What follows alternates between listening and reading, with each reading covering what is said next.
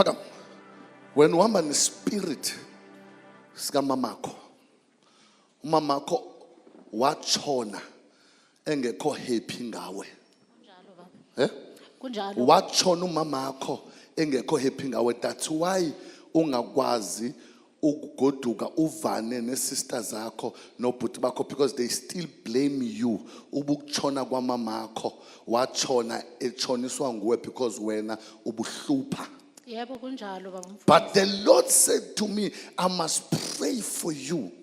Yebo Because there is nothing goyibambayo ephume. Even abantwana bakho abathathu, they are going through the same thing. Ba unomntwana ngokweyintombazana ongamazi nobuphi and una 16 years. kunjalo baba. Kunjalo. Unomntwana oyintombazana nawa umazi noba uphi. Akumazi nokuthi washona. Shabaraha. Even nasekhaya basafuna ukuthi ngingene. Nasekhaya bafuna obungena. Hamba ngilale etradeni ngesikhathi kumele ngithuthe ngihlale la ngicela kubomakhelwane ngicela usizo baba.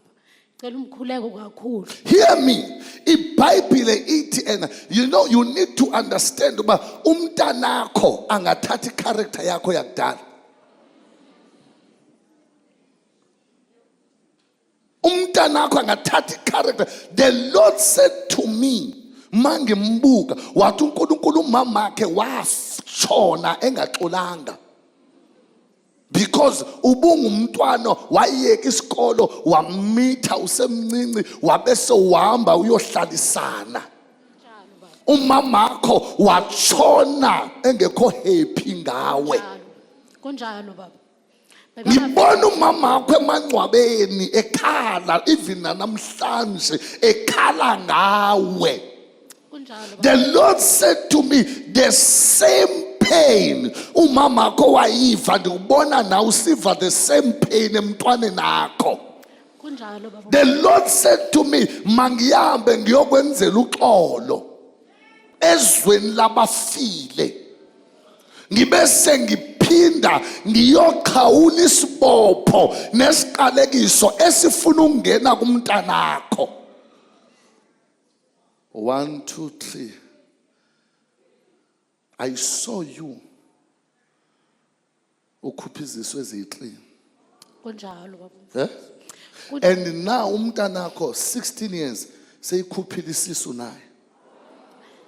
And the Lord said to me, the same thing oyenzile umntanakho will do it more than you. Uoperate umntanakho ngecase. La ahamba khona kuhamba icase phezu kwakho. Today that case is destroyed.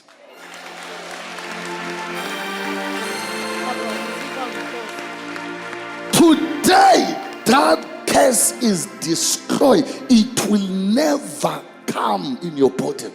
It will never come ebantwana. Umntanakho namhlanje uyebuya.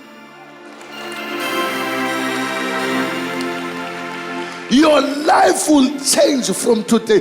If I'm a prophet, on Friday I'm sebenza in the name of Jesus. Sit up.